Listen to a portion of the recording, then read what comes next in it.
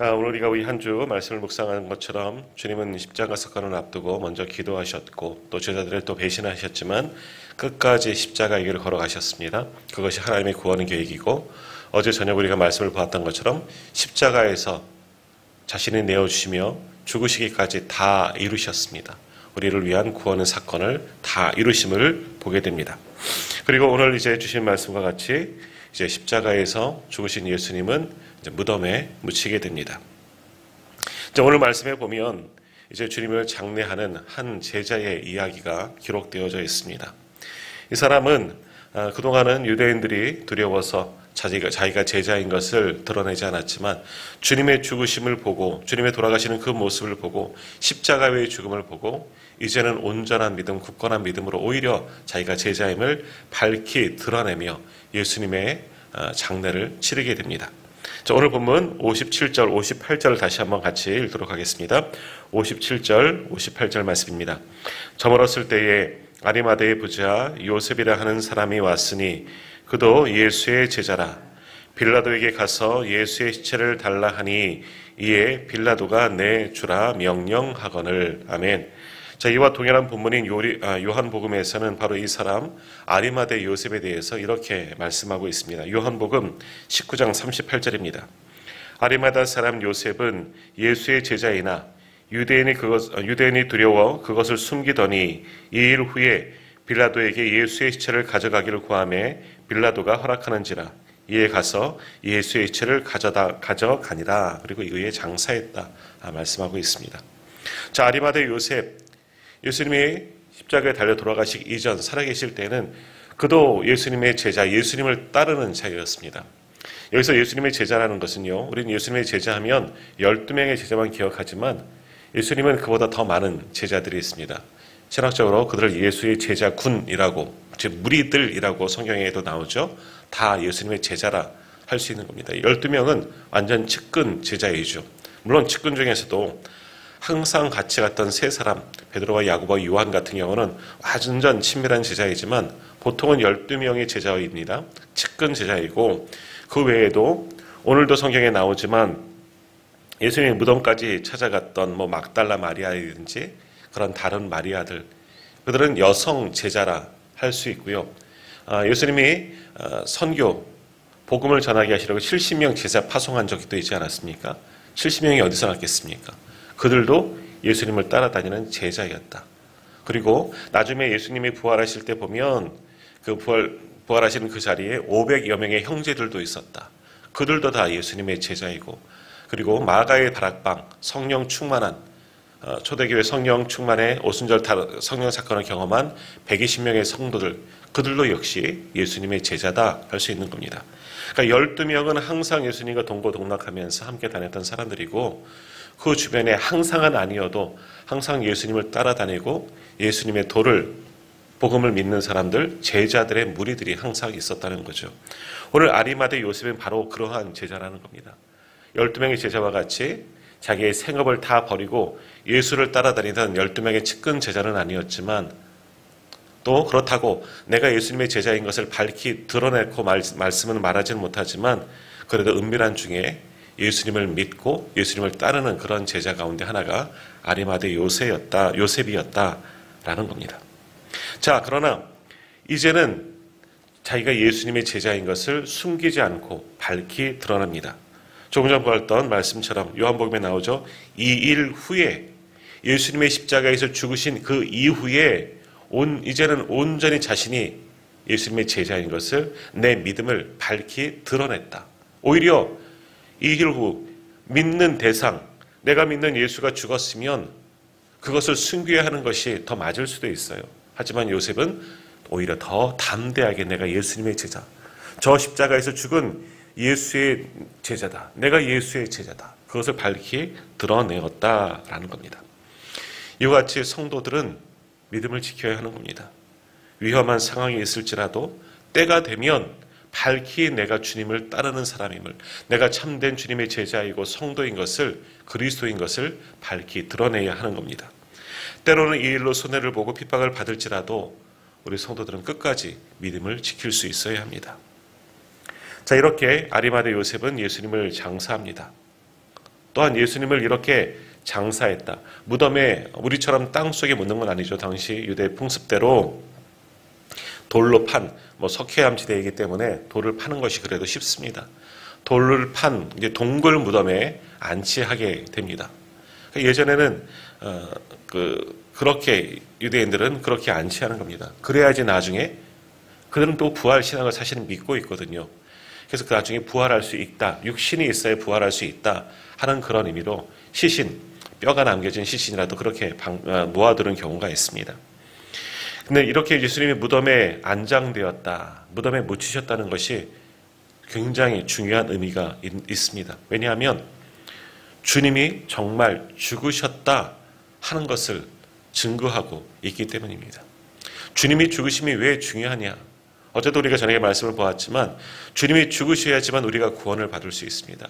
내가 죽어야 하지만, 내가 십자가에서 죽어야 하지만 주님이 나의 죄, 우리 모두의 죄를 대신 지고 십자가에서 죽으심이 굉장히 중요합니다. 죽으셔야지만 하나님의 구원 계획을 다 이루실 수 있기 때문에 주님의 십자가의 죽으심이 너무나 중요한 거죠. 또 하나, 주님이 그렇게 죽으시고 무덤에 묻히심도 굉장히 중요합니다. 왜 그렇습니까? 이렇게 주님이 죽으셔야지만 부활하실 수가 있기 때문에. 자, 오늘 말씀에 또 보면, 후반절에 보면 유대인의 지도자들이 걱정하지요. 예수님의 말씀하신 대로 그도 예수님이 사흘 만에 부활할 것이다 말씀하셨던 것을 알고 있습니다. 그러기에 예수의 제자가 죽은 시신을, 예수님의 시신을 훔쳐다가 예수가 부활했다 이런 소문을 낼까 봐, 그럼 사도들이 오히려 더 많이 믿게 될까 봐 그것을 두려워하여 경비병을 붙였다 하는 그런 이야기가 있고요. 우리가 읽지 않았지만 28장 11절 이하에 보면 정말 예수님이 부활하신 후 소문을 냅니다. 거짓 소문을 내죠. 15절 말씀 보십시오. 28장 15절에 보시면 군인들이 돈을 받고 가르친 대로 하였으니 이 말이 오늘까지 유대인 가운데 두루 퍼지니라. 예수님이 부활하셨어요. 그러나 돈을 주고 그것을 지킨 경비병들을 매수하는 겁니다. 예수님의 제자들이 예수님의 시신을 훔쳐다가 부활했다고 거짓 소문을 낸 거다. 너희가 그렇게 소문을 내라. 정말 죽으셨다가 부활하셨는데 이런 거짓 소문을 내서 예수님이 죽으신, 정말 살아난 게 아니다. 그래서 오늘 뭐라고 말합니까? 유대인 가운데 두루 퍼지다. 그렇게 유대인들은 믿고 있다라는 겁니다.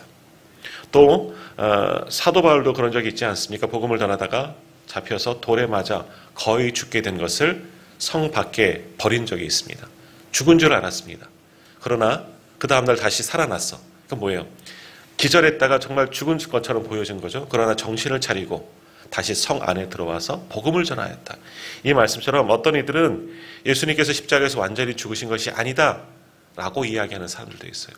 마치 그 사도 바울처럼 큰 충격을 받아 잠시 죽은 것처럼 보여지고 나중에 무덤에 묻혔다가 정신을 차리고 그래서 무덤을 빠져나갔다. 그렇게 주장하는 유대인들, 그렇게 하는 사람들도 있어요. 그러나 이미 재판을 받으시면서 모든 피를 다 쏟으셨고 마지막 십자가에서 죽은 나 확인하려고 어떡합니까? 당신은 원래는 십자가에 매달린 죄수가 빨리 죽으라고 다리를 부러뜨립니다. 하지만 주님은 그렇게 할 필요가 없었다 이야기하죠. 왜? 이미 죽으셨기 때문에. 그래서 로마 군병이 창으로 옆구리를 찔렀더니 물과 피가 다 쏟아졌더라. 마지막까지 다 피를 흘리시고 완전한 죽음을 가지셨습니다. 주님이 그렇게 죽으셨기 때문에 부활이 있는 거예요. 잠깐 기절하셨다가 죽은 것처럼 보여졌다가 그냥 살아나신 게 아니라 바로 오늘 이 말씀이 중요한 거예요. 주님이 장사 진행받은 것, 무덤에 묻힌 사건이 중요한 겁니다. 죽으셨습니다. 완전한 죽음, 정말 죽으셨습니다. 인간의 우리가 죽으신 것처럼 주님도 십자가에서 정말 우리의 모든 죄를 짊어지시고 진짜로 죽으셨다는 거죠. 오늘 그리스도인들이 범하는 오류 중에 하나가 바로 이것처럼, 이 말씀처럼 주님의 죽으심을 믿지 못하면 우리의 믿음의 근본이 흔들리게 되는 겁니다. 주님의 죽으심을 믿지 못하면 주님의 부활하심도 믿을 수가 없는 겁니다. 죽어야지만 부활할 수가 있지, 잠깐 죽은 것처럼 보여졌다가 살아난 건 부활이 아니지 않습니까? 그건 가짜 아니겠습니까? 그러니까 부활을 믿는데 주님의 죽으심을 믿지 못한다. 이것도 아닌 거고요. 주님의 죽으심을 믿고 그래야 주님의 부활하심도 믿을 수가 있는 것이고 그것이 우리의 믿음이라 할 수가 있는 겁니다. 그러므로 오늘 우리의 믿음은 이처럼 주님의 죽으심을 믿는 것, 여기에서부터 시작됩니다. 어제 우리가 말씀을 보았던 것처럼 십자가에서 다 이루신 주님, 죽음으로 통하여 다 이루신 주님을 믿는 것, 그래서 무덤에 그 죽으신 그 모습 그대로 시신이 되어서 안치된 것, 그것을 믿는 것에서부터 우리의 믿음이 시작되어지는 거죠. 그 죽으심으로 말미암아 이제는 주님의 부활이 이루어질 것도 믿을 수가 있기 때문에 주님의 죽으심과 주님의 부활하심, 그래서 짝이 되는 겁니다. 그것을 믿는 것이 우리 신앙의 가장 근본이라 할 수가 있는 겁니다. 그래서 오늘 우리가 예배를 드리면서 고백한 사도신경에도 이 믿음의 고백이 담겨져 있습니다. 우리가 뭐라고 고백했습니까? 본디오 빌라도에게 고난을 받아 십자가에 못 박혀 죽으시고 장사된 지 사흘 만에 죽은 자 가운데서 다시 살아나셨으며 죽은 자 가운데서 다시 살아나셨다. 이것이 우리의 믿음 아니겠습니까? 주님의 죽으심을 믿는 것, 그리고 주님의 부활하심을 믿는 것, 이것이 우리의 신앙의 전부이고 아주 가장 기본적인 것, 근본이라 할 수가 있는 겁니다. 이와 같이 정말 주님은 십자가에서 죽으셨습니다. 저와 우리 모든 성도님들을, 우리 모든 인류를 살리시고자 우리의 죄를 짊어지시고 십자가에서 죽으시고 무덤에 장사 지낸 바 되었습니다. 무덤에 묻히게 되었습니다. 이것은 거짓이 아니라 참된 역사이고 참된 정말 진실된 이야기입니다. 자, 이같이 주님이 죽으신 사건을 오늘 보면 마태복음에 기록되었지만 다른 복음서, 사복음서, 마가복음, 누가복음, 요한복음에도 동일하게 기록되어져 있습니다. 그만큼 주님의 죽으심이 진짜이고 이것이 우리가 믿는 바이다. 믿음의 근본이라 말씀하고 있습니다. 그러므로 오늘 이 아침에는 우리는 주님이 분명히 돌아가셨다 하는 것을 기억하시면서 말씀의 은혜를 계속해서 받아야 합니다. 다시 한번 오늘 보면 57절과 58절을 다시 한번 읽도록 하겠습니다. 57절, 58절입니다. 저물었을 때에 아리마대 부자 요셉이라 하는 사람이 왔으니 그도 예수의 제자라. 빌라도에게 가서 예수의 시체를 달라 하니 이에 빌라도가 내주라 명령하거늘. 아멘. 자, 우리를 구원하시기 위해서 오신 예수님 십자가에 달려 정말 죽으셨지만 이 죽으심으로 끝나지 않고 아직도 할 일이 남으신 거죠. 왜? 부활하시고 부활을 통해서 우리도 부활할 것을 보여주시는 사건이 아직은 남겨져 있다. 죽음 이후에도 성취될 사건들이 남겨져 있다라는 겁니다. 장사 지낸 바 되어져야 하고 그리고 그 죽은 상태에서 3일 후에 완전히 부활하시는 것. 이것이 주님께서 마지막 남겨진 사역이다. 하나님의 구원 계획의 성취가 여기까지 이어져야 하는 겁니다. 자, 그러기 위해서는 주님이 죽으셨고 주님이 죽으신 그 시신을 장사 지낼 수 있어야 되는 거예요. 지내야 하는 거죠. 누가 주님의 시신을 장사했습니까? 자, 원래 십자가에서 못 박힌 죄수는 시신은 장례 지내면 안 됩니다. 우리도 예전 조선이라든지 그 이전에 반역죄로 당한 그런 죄수들은 함부로 장례를 지낼 수가 없습니다. 가족들이라도 그 시신을 수습할 수 없었죠. 그러나 뜻이 있는 사람들은 그것을 또 은밀한 중에 또 시신을 찾아와 장사 지내는 경우를 역사 속에서도 보지 않았습니까? 오늘 예수님도 마찬가지입니다. 예수님의 죄명이 뭡니까? 로마어는 반역죄입니다. 왜? 그 머리에 예수는 유대인의 왕이다 라고 적혀 있었기 때문에. 물론 이스라엘 사람들은, 유대인들은 예수님의 죄목을 신성모독죄로 처리했지만 로마는 공식적으로는 반란죄, 반역죄로, 그렇기 때문에 십자가형 가장 고통의 죄를 사형 제도로 그를 처단한 겁니다. 자, 이렇게 십자가에 못 박힌 시신은 함부로 장례할 수가 없습니다. 그냥 밖에 내어 던져서 버려지게 되는 겁니다. 그리고 동물이 그 시신을 먹든지 하더라도 다 방치하게 됩니다. 아무도 그 시신을 장례할 수 없습니다. 장례하면 그 죄를 함께 같이 담당하게 되는 거죠. 함께 반역자 취급을 당할 수가 있는 겁니다. 자, 그런데도 불구하고 누가? 아리마대 요셉이 또 한 명의 제자가 있습니다. 사실은 니고데모도, 우리가 수요일날 보았던 요한복음 3장에 나오는 그 니고데모가 함께 빌라도에게 찾아가서 예수님의 시신을 요구했고 그들이 그 시신을 내어주었습니다. 그래서 장사할 수가 있었습니다. 자, 그러면 이 아리마대 요셉은 누구이냐 한번 살펴보겠습니다. 먼저 누가복음 23장 50절에 보면 아리마대 요셉에 대해서 이렇게 설명합니다. 아리마대 요셉은 사내들인 공의 회원이었다. 그러니까 우리로 말하면 국회의원, 사내들이는 유대인의 최고 자치기관입니다. 통치기관입니다. 종교와 정치가 하나로 된 종교 지도자들이 곧 정치 지도자들입니다. 그들이 모인 곳이 한 70명 정도가 모였는데 그것이 사내들인 공회이고요. 이 아리마대 요셉도 사내들인 공회 회원입니다. 역시 니고데모도 마찬가지입니다. 니고데모도 사내들인 공회 회원입니다. 그만큼 유대사에서는 신분이 높은 자이고 권세 있는 자입니다. 빌라도가 아무나 빌라도, 총독 빌라도 앞에 아무나 갈 수 있는 것도 아니고 또 아무나 가서 빌라도에게, 총독에게 예수의 시신, 반역자라 그랬지 않았습니까? 반역자의 시신을 달라. 빌라도가 내주겠습니까? 아무나 내주지 않습니다. 사내들인 공회원, 유대인들의, 비록 내가 총독이고 로마 정부에서 파송된 최고 수장이긴 하지만 사내들인 공회도 잘 그들의 말을도 함께 동조해야 되는 거예요. 그래야지 협조를 받을 수 있기 때문에. 사내들인 공회원이 와서 달라고 하니까 그래서 내줄 수가 있었던 것이죠. 이렇게 아리마대 요셉은 사내들인 공회원이고 또 누가복음에는 그를 가리켜 뭐라고 이야기하느냐? 선하고 의로운 사람이다 라고 말합니다. 더욱이 부연적인 설명으로 예수님의 그 재판, 그 불의한 재판이죠. 불법적인 재판입니다. 거기에 동조하지 아니하고 하나님의 나라를 기다리는 사람이 바로 아리마대 요셉이다. 그러니 그도 예수의 제자가 되는 거죠. 자, 오늘 본문에는 이 아리마대 요셉에 대해서 어떻게 설명하고 있습니까? 57절에 보면 아리마대의 부자 요셉이다 라고 그렇게 설명하고요. 끝에 보면 그도 예수의 제자라라고 말씀하고 있습니다. 자, 여기서 부자라고 하는 것은 단순히 물질이 풍부한 그런 사람을 가리키는 것도 있지만 하나 더, 여기서 말하는 부자는 사회적으로 인정받는 사람이었다.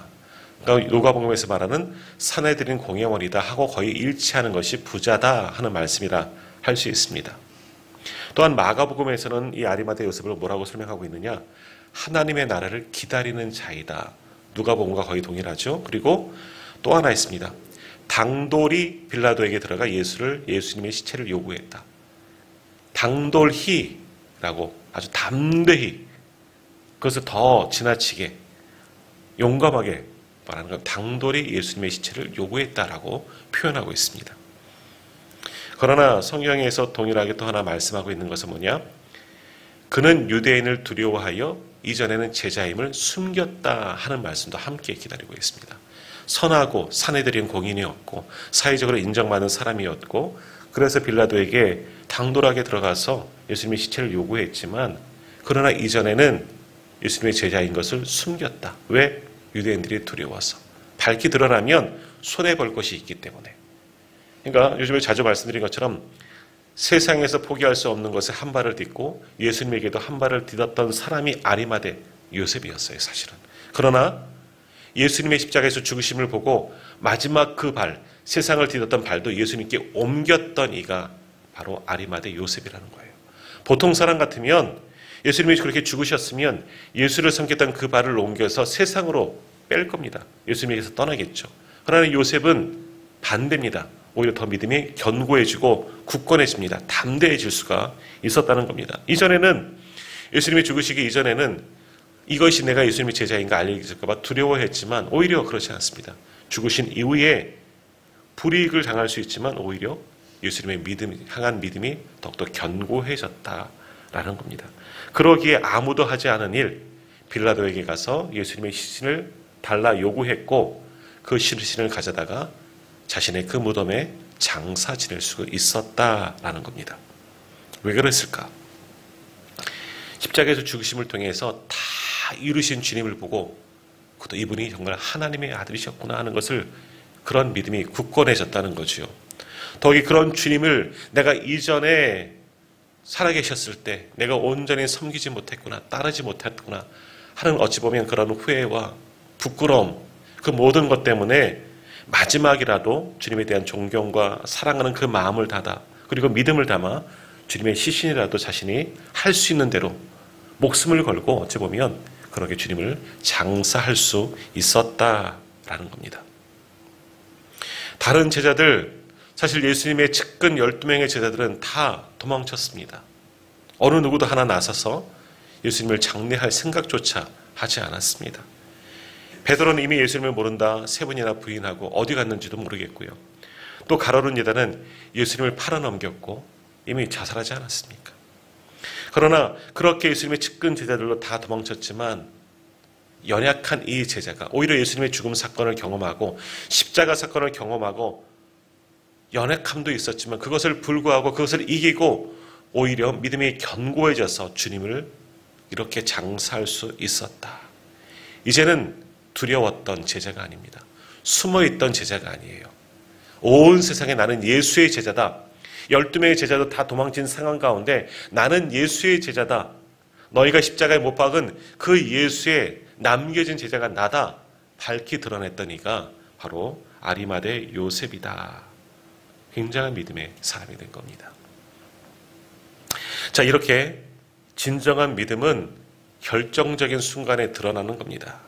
가장 위기의 순간에, 환난의 순간에 우리의 믿음이 정말 드러나는 거예요. 아무 문제가 없고 평안할 때는 모두가 다 똑같은 믿음처럼 보여집니다. 믿음의 높고 낮음이 다 차이가 없습니다. 다 함께 예배하고 평안할 때는 다 우리가 예배하지 않았습니까? 다 믿음이 좋은 사람처럼 보여집니다. 예수님의 제자들도 그랬습니다. 이 땅에 계실 때 호산나하며 예수님을 따라다니지 않았습니까? 그러나 부족한 믿음, 가짜 믿음, 거짓 믿음은 드러납니다. 가장 위기의 순간에 예수님이 십자가 체포되시고 십자가에 다니셨을 때 믿음이 적었던 제자들은 다 도망쳐버리고 믿음이 적은 사람들은 예수님을 십자가에 못 박으라. 거짓 믿음은 그러지 않았습니까? 그러나 참 믿음은 역시 믿음의 위기의 순간에 드러납니다. 이때 예수님의 제자임을 밝히면 오히려 불이익을 당합니다. 그러나 아리마대 요셉은 참 믿음의 사람입니다. 그런 것을 상관하지 아니하고 내가 예수의 제자임을 밝히 드러냈습니다. 일로 낭패를 볼 수 있죠. 로마 정부로부터 물론 그의 직분이 신분이 있지만 반역자라고 유대인의 왕을 함께 동조하면 같은 반역자 아니겠습니까? 조사를 당하고 위기를 겪을 수 있습니다. 또 동족 유대인들로부터 예수당이라 치부되어서 또 공경에 함께 처할 수가 있는 상황이죠. 그래서 사내들인 공회에서도 쫓겨날 수 있는 것이고 파면당할 수가 있는 것이고 그의 지위와 그의 재산도 빼앗길 수가 있습니다. 사회적으로 큰 지탄을 받을 수가 있습니다. 그러나 참 믿음을 가진 아리마대 요셉은 그런 것은 전혀 문제가 되지 않습니다. 이제는 그것이 필요 없습니다. 왜? 나는 예수의 제자이기 때문에. 이제는 세상에 디뎠던 내가 받을 유익과 모든 권세를 다 떠나서 예수님을 따르는 제자로 살기로 이제는 완전히 결단했기 때문에 내가 당할 불이익은 하나도 문제가 되지 않는 겁니다. 그래서 예수의 제자임을 밝히 드러내는 거예요. 그래서 오늘 본문 57절 끝에 그도 예수의 제자라라고 오늘 말씀하고 있습니다. 예수의 제자, 숨겨진 제자가 아니라 그 사람도 아리마대 요셉도 예수의 제자인 것을 드러냈다 하는 말씀이 되는 겁니다. 12명처럼 도망친 비겁한 제자들이 아니라 거짓 믿음이 아니라 이 사람만은 참 믿음의 제자, 참 믿음을 가진 예수님의 제자이다 하는 것을 밝히 드러내었다는 겁니다. 자, 오늘 우리가 바로 이 아리마대 요셉과 같은 참 믿음의 제자가 되기를 간절히 소망합니다. 위기의 순간에도 환난의 순간에도 결코 믿음이 흔들리지 아니하고 끝까지 믿음을 지키고 예수님만 선택하고 예수님만을 따를 수 있는 참 믿음을 가진 주님의 제자들이 다 되시기를 간절히 소망합니다. 자, 이렇게 아리마대 요셉을 통하여 주님은 무덤에 장사 지낸 바 되었습니다. 그런데 유대 지도자들은 자기들이 원하는 대로 이제 모든 계획을 이루었잖아요. 예수를 죽였잖아요. 근데도 뭔가 불안한 겁니다. 뭔가 불안합니다. 이 불안함은 악인들만이 가지는 불안한 것이죠. 자기들의 소원을 다 이루었음에도 불구하고 예수님을 죽였는데도 불구하고 불안한 마음이 있습니다. 왜? 예수님이 살아계실 때 분명히 이야기했잖아요. 사흘 만에 일어나리라, 살아나리라. 그 말을 그들도 완전히 믿지는 않았지만 불안한 거예요. 그 말씀대로 살아나면 어떨지? 저들도 부활할 것을 어느 정도는 믿고 있는 거죠. 그래서 그들이 어떻게 합니까? 빌라도에게 가서 또 한 번 요구합니다. 그 밤에 또 찾아가는 겁니다. 예수님이 죽으신 그날, 그 밤에 안식일이 되면은 아무것도 할 수 없기 때문에 우리로 말하면 금요일 날 저녁에, 낮에 예수님께서 오후 3시에 죽으셨잖아요. 그날 장사를 지냈고 그 저녁에 이제 금요일 저녁 6시부터 사실은 유대인들은 저녁 6시부터 그 다음날 6시까지가 하루입니다. 우리는 오늘 아침에가 하루인데 유대인은 밤부터 하루가 시작되는 거예요. 그러니까 금요일 날 저녁 6시가 되면 토요일 저녁 6시까지 안식일이 되는 겁니다. 안식일이 되면 아무 일도 할 수가 없습니다. 그러니까 안식일이 되기 이전에, 그러니까 3시에서 6시 사이죠. 금요일 날 아주 서둘러서 모여서 회의를 합니다. 우리가 빌라도에게 가자. 그래서 무덤을 지켜달라고 하자. 결정을 하고 빨리 빌라도에게 달려가서 이야기를 하는 거죠. 62절에서 64절 말씀 보십시오. 제가 한번 읽도록 하겠습니다. 62절에서 64절입니다. 그 이튿날은 준비일 다음 날이라 대제사장들과 바리새인들이 함께 빌라도에게 모여 이르되 주여 저 속이던 자가 살아있을 때에 말하되 내가 사흘 후에 다시 살아나리라 한 것을 우리가 기억하노니 그러므로 명령하여 그 무덤을 사흘까지 굳게 지키게 하소서. 그의 제자들이 와서 시체를 도둑질하여 가고 백성에게 말하되 그가 죽은 자 가운데서 살아났다 하면 후의 속임이 전보다 더 클까 하나이다 라고 청원을 합니다. 그러니까 죽자마자 기다렸다는 지모에서 회의를 하고 불안한 마음에 또 빌라도에게 가서 안식일이 되기 전 그 무덤을 지켜달라고 청원을 하게 되는 겁니다. 왜? 예수의 제자들이 정말 시신을 훔쳐다가 부활했다고 거짓 소문 낼까봐 저 속이는 자의 제자들이 이렇게 이야기하지 않습니까? 그래서 빌라도에게 가서 경비병, 너희가 경비병이 있으니 힘써 지키라 이야기하지 않습니까? 그래서 큰 돌로 그 돌 입구를 막고 임봉하였다. 그러니까 표시가 나는 겁니다. 우리가 편지에 임봉한다.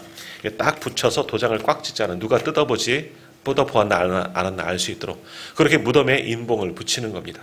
그리고 경비병을 세워서 무덤을 굳건하게 아무도 밖에서도 안에서 나올 수 없게. 처음 말씀드린 것처럼 마침 예수님이 십자가에서 완전히 죽지 않으셨다. 나오고 싶어도 나올 수가 없는 겁니다. 왜? 무덤을 인봉했지요. 큰 돌로. 그 지친 몸으로 그 돌을 어떻게 밀겠습니까? 그리고 나와봤자 경비병이 지키고 있습니다. 그럼 또 체포돼서 또 한 번 더 죽임을 당하는 겁니다. 그러니까 잠시 죽은 게 아니라 진짜 죽은 거예요. 그러니까 이 사건, 제사장들 무리들이 두려운 마음에 죄인들의 그 불안한 마음으로 빌라도에게 청원하여 경비병까지 세우고 그 돌을 그 문을 큰 돌로 막고 임봉을 붙였다는 것이 오히려 주님의 부활하심을 완벽하게 증언하는 일이 되어지는 겁니다. 주님의 부활에 증거되는 사건이 바로 이 사건이 되는 거예요. 시신을 훔친 것도 아니고 밖에서는 도저히 할 수가 없는 겁니다. 예수님이 스스로 다시 깨어나서 나올 수 있는 만한 상황도 절대 되지 못하는 것이고 주님이 다시 살아나시고 하나님의 신비, 하나님의 능력으로 일으키시고 부활 사건이 되었다 하는 것이 바로 이 말씀이 오히려 증거하는 표가 되는 겁니다. 그렇게 예수님은 죽으셨지만 부활하셨습니다. 잠자는 자들 첫 열매가 되셨고 이 모든 것을 믿은 자는 오늘 우리도 부활하게 될 줄 믿습니다. 그 주님이 부활하신 날이 바로 내일 주일이 되는 겁니다. 그래서 우리는 안식일 토요일 날 예배하지 아니하고 주일 주님의 날 주님이 부활하신 날을 기념하고 기억하고 그날 우리가 예배하는 거예요. 하나님의 교회가 토요일 날 예배하죠. 왜 안식일을 안 지키느냐 우리에게 공격합니다. 안식일은 구약의 법이고 우리는 안식일을 지키는 것이 아니라 주님이 부활하심을 기억하면서 주일 안식 후 첫날 그날을 감사하며 기억하며 예배하는 거예요. 이것이 우리가 지키는 주일이 되는 겁니다. 그래서 우리는 주일을 지키는 겁니다. 아니라면 우리도 토요일 날 예배해야죠. 그러나 주일을 지키는 의미가 바로 여기 있는 것이 안식 후 첫날 토요일이 지난 주일. 그래서 우리는 예배하는 겁니다. 자, 오늘 말씀을 한번 정리합니다. 우리는 반드시 기억해야 합니다. 주님이 우리의 죄를 짊어지고 십자가에서 죽으셨다는 것을, 그래서 하나님의 구원 계획을 다 이루셨음을 기억해야 합니다. 그리고 그 주님이 죽으신 그 모습, 그 시신대로 무덤에 장사 지낸 바 되었다는 것도 믿으셔야 합니다. 왜? 주님의 죽으심을 믿어야지만 주님의 부활도 믿을 수가 있기 때문입니다. 이것이 우리가 믿는 믿음입니다.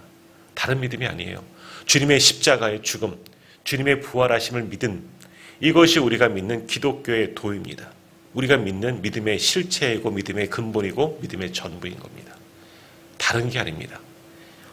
우리의 믿음은 예수님의 십자가 사건과 죽으심과 부활입니다. 이것을 믿을 수 있어야지 내가 믿음의 사람이 될 수가 있는 거죠. 이것을 믿지 못하면 나는 거짓 믿음이에요. 무엇을 믿겠습니까? 내가 복 받으려고 믿습니까? 아니에요. 다 항상 가짜 믿음이 되는 겁니다. 주님의 죽으심과 주님의 부활하심을 믿지 못하면 결국 우리의 믿음은 근본이 없기 때문에 흔들리고 떠나는 믿음이 될 수가 있는 겁니다. 그건 다 나중에는 위기의 순간에 사라지는 믿음, 가짜 믿음이 되는 겁니다. 그러므로 오늘 우리에게 필요한 것은 오늘 주님의 장사한 아리마대 요셉과 같은 믿음이 필요한 겁니다. 그 믿음이 참 믿음이에요. 오늘 우리도 이런 참 믿음을 가지고 주님의 십자가의 죽으심을 믿고 주님의 부활하심 또한 믿고 그래서 주님의 십자가와 부활만을 증거할 수 있는 마치 사도 바울의 고백처럼 나는 주님의 죽으심과 부활만을 증거하노라 말했던 사도 바울처럼 우리가 믿는 전부를 이 복음을 전하며 살아갈 수 있는 참된 주님의 제자들이 다 되시기를 주님의 이름으로 축복합니다. 기도하겠습니다.